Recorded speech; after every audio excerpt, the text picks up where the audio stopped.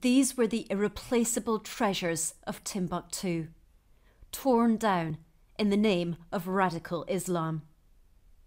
Ahmed al-Faqi al-Mahdi is charged with the destruction of 9 mausoleums and a mosque during the occupation by Islamist militants in 2012.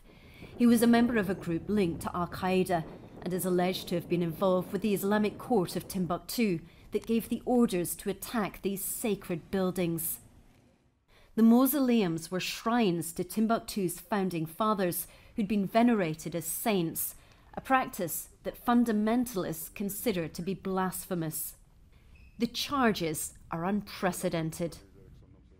This is the first case to be brought before the ICC that deals with the destruction of buildings dedicated to religion and historical monuments.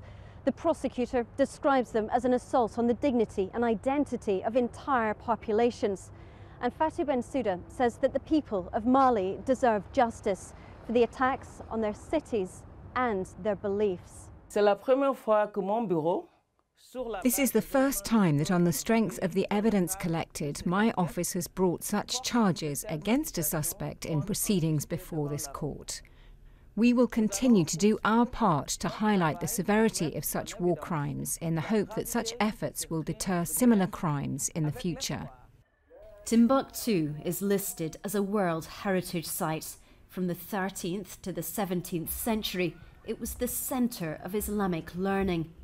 During the Islamist occupation, thousands of manuscripts were destroyed, and with them a record of a way of life based on the respect of a secular state. The militants were eventually removed by French forces in 2013, but the scars are yet to heal.